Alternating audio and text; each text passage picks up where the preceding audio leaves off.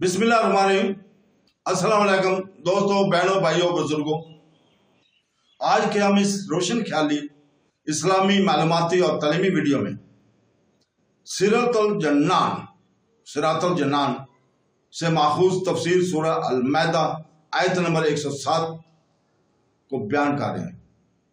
बराए करम इस वीडियो के आखिर तक हमारे साथ रहें, क्योंकि हम इस्लामी तालीमात के तनाज़ुर में इसकी अहमियत को बयान करते हुए इस आयत के पीछे गहरे मायने और तशरीहात को तलाश करके बयान कर रहे हैं। इस आयत के अंदर मौजूद हिकमत और रहनुमाई के बारे में गहराई से समझ हासिल करने के लिए हमारे साथ रहें।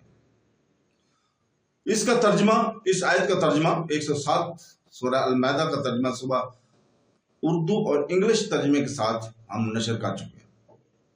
तो दोस्तों, अल्लाह ताला ने इस आयत में फरमाया, जिसका तर्जमा ये है, फिर अगर इस बात पर इत्तला मिले कि वो दोनों गवाही में झूठ बोलकर किसी गुनाह के मुस्तहिक हुए हैं, तो इनकी जगह इन लोगों में से जिनका हक दबाया गया मैयत के ज्यादा करीब दो आदमी कसम खाने के लिए खड़े हो जाएं। फिर वो अल्लाह की कसम खाएं और हमारी गवाही यानी हमारी कसम इनकी गवाही से ज्यादा दुरुस्त है और हम हद से नहीं बढ़े। और अगर ऐसा करें तो इस वक्त हम जालिमों में होंगे।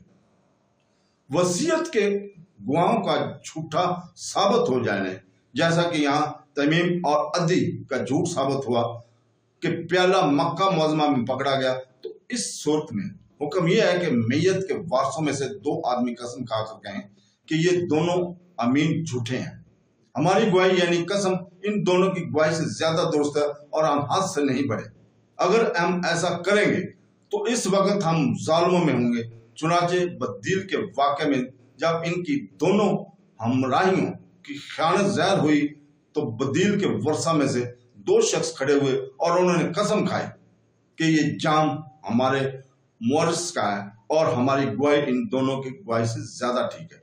इसके बाद प्याले का फैसला इनके हक में कर दिया गया।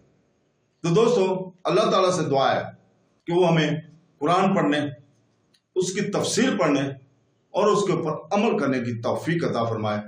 आमीन सुम आमीन। अल्लाह हाफ़िज़।